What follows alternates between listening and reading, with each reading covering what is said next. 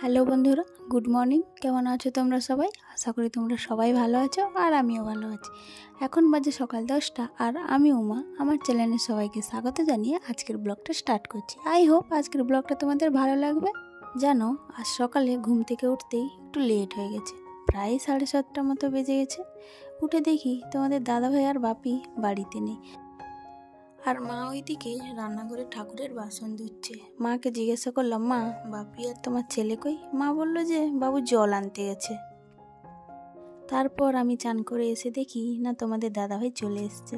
আর আমাদের এইখানে না এরকম খাওয়ার জল আনা হয় আর কি, এই 20 লিটারের বোতলগুলো।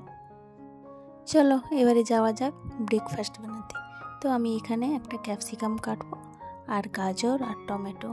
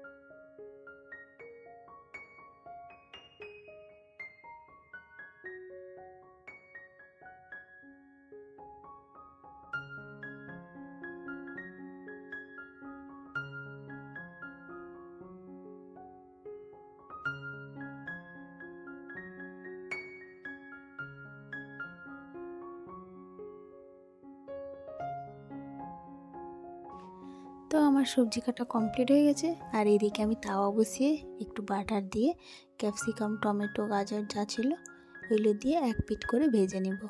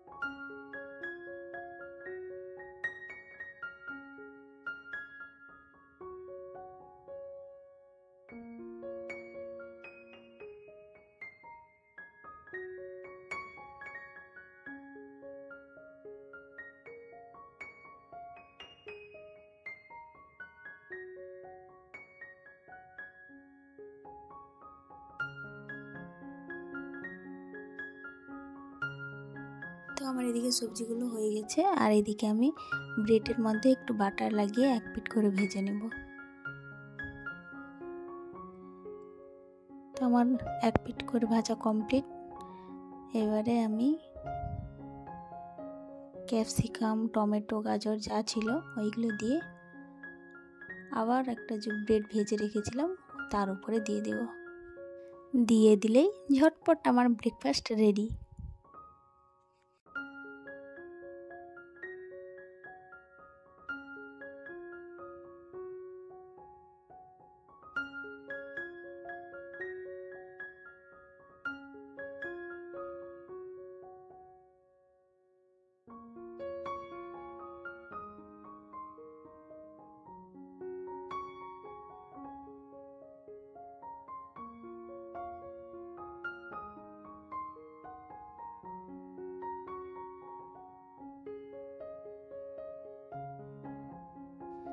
আর এদিকে আমি বাপির খাবারটা রেডি করব।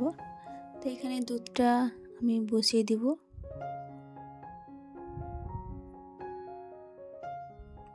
আর দুধটা ভালো করে ফুটিয়ে গেলে আমি ওকে গ্লাসের মধ্যে দুধটা দিয়ে আর এই পাউডারটা 2 থেকে 3 চামচ মিশিয়ে ওকে আমি দিয়ে আসবো।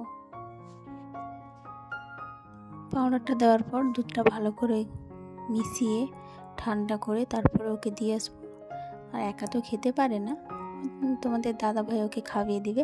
আর এদিকে আমি রান্নাঘরে চলে আসবো, আমি রান্না করবো আর কি। তোমার দাদাভাই খেয়ে ডিউটি যাবে, টিফিনও নিয়ে যাবে, আর আমারও তাড়া আছে, আমিও যাব।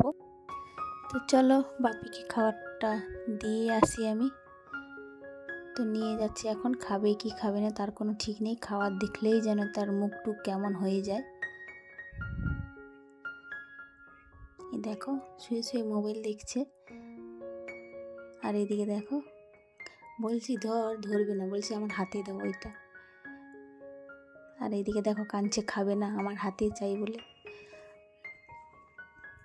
তো ওকে দিয়ে এলাম। তোমার দাদাভাই চান করতে গেছে, এলে খাইয়ে দিবে।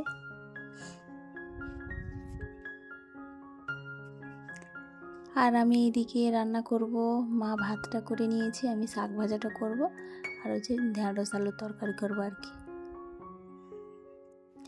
তো এখানে কড়াইয়ে শাকটা দিয়ে আমি নুন দিয়ে ঢাকা দিয়ে দেব, আর এদিকে সিদ্ধও হয়ে যাবে। আর আজকে আমি রান্না করাটা তোমাদের সাথে শেয়ার করলাম না। তো আমার রান্না কমপ্লিট হয়ে গেছে, শাক ভাজাও হয়ে গেছে, আর ঢেঁড়স আলুর তরকারিও হয়ে গেছে। তো বন্ধুরা ব্লগটা আমি এখানেই শেষ করছি। যদি কিছু ভালো লেগে থাকে প্লিজ লাইক শেয়ার কমেন্ট করো, আর সাবস্ক্রাইব করে আমার পাশে থেকো। আবার দেখাচ্ছে নেক্সট কোনো ব্লগের সাথে, ততক্ষণের জন্য তোমরা সুস্থ থেকো, বাই।